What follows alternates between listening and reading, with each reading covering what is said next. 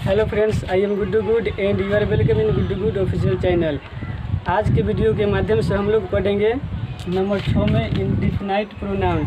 यह पढ़ने से पहले हम लोग पिछले वाले वीडियो में पढ़े थे। नंबर 1 में पढ़े थे पर्सनल प्रोनाउन और नंबर 2 में पढ़े थे पोजेसिव प्रोनाउन और नंबर 3 में पढ़े थे रिफ्लेक्सिव प्रोनाउन और नंबर 4 में पढ़े थे इम्फेटिक प्रोनाउन और नंबर 5 में पढ़े थे डेमोन्स्ट्रेटिव प्रोनाउन। तो आज नंबर 6 में मेरा आता है इंडेफिनाइट प्रोनाउन। इसे हम लोग हिंदी में अनिश्चयवाचक सर्वनाम कहते हैं। तो चलिए इसका डिफिनेशन क्या होता है जानते हैं। An indefinite pronoun refers to person or things in a general way and does not refer to any person or thing in particular. इसे हम लोग हिंदी में इस प्रकार भी बोल सकते हैं। जिस सर्वनाम से किसी निश्चित व्यक्ति या वस्तुओं का बोध नहीं होता है उसे इंडेफिनाइट प्रोनाउन कहते हैं, यानी कि अनिश्चयवाचक सर्वनाम कहते हैं। तो चलिए एग्जाम्पल में जानते हैं कि अनिश्चयवाचक सर्वनाम क्या होता है। तो मेरा समबॉडी हो जाएगा अनिश्चयवाचक सर्वनाम, एनीबॉडी हो जाएगा अनिश्चयवाचक सर्वनाम और सम हो जाएगा अनिश्चयवाचक सर्वनाम, ऑल हो जाएगा अनिश्चयवाचक सर्वनाम, ETC और भी होगा। ठीक है, तो इसे समझने के लिए मैंने 2 सेंटेंसेज लिए जो कि इस प्रकार है। नंबर 1 में है somebody has stolen my pen. इसे हम लोग हिंदी में इस प्रकार भी बोल सकते हैं, किसी ने मेरा कलम चुरा लिया है। ठीक, तो इसमें किसी ने कह रहा है, यह निश्चित नहीं है कि किसने चुराई, यह अनिश्चित है, इसलिए मेरा इसमें समबॉडी क्या हो जाएगा इंडेफिनाइट प्रोनाउन, यानी कि अनिश्चयवाचक सर्वनाम। और नंबर 2 में मेरा आता है एनीबॉडी कैन बीट हिम। इसे हम लोग हिंदी में इस प्रकार भी बोल सकते हैं, कोई उसे पीट सकता है। इसमें यह निश्चित नहीं है कि कौन पीटेगा, यह अनिश्चित है। एनीबॉडी मेरा जो मैंने एग्जाम्पल में बताया था, एनीबॉडी मेरा क्या है अनिश्चित सर्वनाम है, अनिश्चितवाचक सर्वनाम है, इसलिए इसमें एनीबॉडी मेरा क्या हो जाएगा इंडेफिनाइट प्रोनाउन। तो चलिए आई होप कि आप लोग समझ गए होंगे। तो नंबर 7 में है मेरा डिस्ट्रीब्यूटिव प्रोनाउन। डिस्ट्रीब्यूटिव प्रोनाउन को हम लोग हिंदी में व्यष्टिवाचक सर्वनाम कहते हैं। इसका डिफिनेशन क्या होता है तो जानते हैं। When each comma either and neither are used as pronouns they are called distributive pronoun. इसे हम लोग हिंदी में इस प्रकार भी बोल सकते हैं। जब ईच कमा आइदर और नाइदर का प्रयोग सर्वनाम के रूप में होता है तो इसे हम लोग व्यष्टिवाचक सर्वनाम कहते हैं। तो इसे समझने के लिए मैंने 3 सेंटेंसेस लिए जो कि इस प्रकार है। नंबर 1 में आता है each of you is guilty. इसे हम लोग हिंदी में इस प्रकार भी बोल सकते हैं, आप में से प्रत्येक दोषी है। यहाँ ईच मेरा क्या हो जाएगा डिस्ट्रीब्यूटिव प्रोनाउन।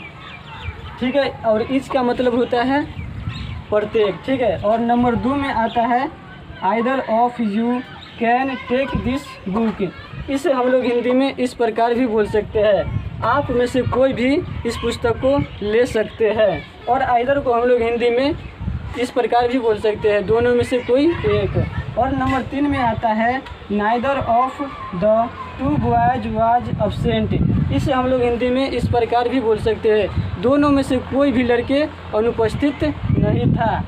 इसलिए इसमें नाइदर मेरा क्या हो जाएगा डिस्ट्रीब्यूटिव प्रोनाउन। इसे हम लोग हिंदी में व्यष्टिवाचक सर्वनाम कहते हैं। I think you must have understood, यानी कि इसे हम लोग हिंदी में इस प्रकार भी बोल सकते हैं, मुझे लगता है कि आप लोग समझ गए। नंबर 8 में हम लोगों को पढ़ना है रेसिप्रोकल प्रोनाउन। इस रेसिप्रोकल प्रोनाउन का डिफिनीशन क्या होता है तो इसका डिफिनीशन होता है each other and one another are called reciprocal pronoun.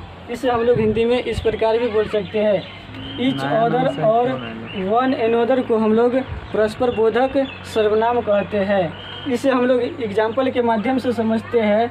They loved each other या वन अनदर। इसे हम लोग हिंदी में इस प्रकार भी बोल सकते हैं, वे एक दूसरे से प्यार करते हैं।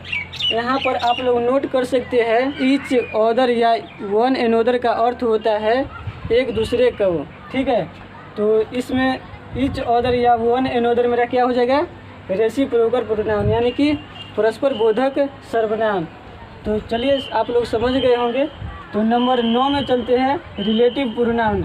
रिलेटिव प्रोनाउन को हम लोग हिंदी में संबंधवाचक सर्वनाम कहते हैं। इसका डिफिनीशन होता है, it is related to a noun, it is called relative pronoun. इसे हम लोग हिंदी में इस प्रकार भी बोल सकते हैं, इससे किसी संज्ञा के संबंध को जोड़ा जाता है। तो इसे समझने के तो एग्जाम्पल के माध्यम से समझते हैं। एग्जाम्पल में हु, हुम, व्हिच, व्हाट एंड दैट, ये मेरा हो जाएगा रिलेटिव प्रोनाउन। ठीक है, यह देखने में तो लगता है इंट्रोगेटिव प्रोनाउन है, लेकिन इसे हम लोग एग्जाम्पल के माध्यम से समझेंगे तो पता चलेगा। ठीक है, तो एग्जाम्पल के माध्यम से समझते हैं। The boy who is playing is my friend, इसे हम लोग हिंदी में इस प्रकार भी बोल सकते हैं, जो लड़का खेल रहा है वह मेरा दोस्त है।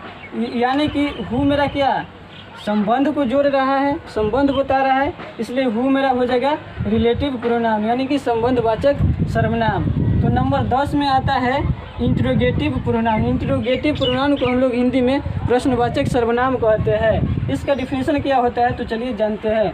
The pronoun used for asking A question is called and interrogative pronoun. इसे हम लोग हिंदी में इस प्रकार भी बोल सकते हैं, इससे प्रश्न पूछने का बोध होता है, उसे हम लोग प्रश्नवाचक सर्वनाम कहते हैं। तो एग्जाम्पल के माध्यम से समझते हैं। हु, हुम, हुज, व्हिच, व्हाट, etc, यह मेरा क्या हो जाएगा इंट्रोगेटिव प्रोनाउन यानी कि प्रश्नवाचक सर्वनाम। तो इसे समझने के लिए मैंने 2 सेंटेंसेस लिए जो कि इस प्रकार है। नंबर 1 में आता है हु आर यू, वो मेरा क्या हो जाएगा इंट्रोगेटिव प्रोनाउन। और नंबर 2 में आता है व्हाट इज योर फादर, इसे हम लोग हिंदी में इस प्रकार भी बोल सकते हैं, तुम्हारा पिता क्या है।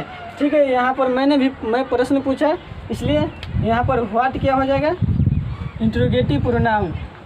आई होप कि आप लोग टाइप्स ऑफ प्रोनाउन समझ गए होंगे। फिर आएंगे नेक्स्ट वीडियो में एक नए टॉपिक के साथ। धन्यवाद।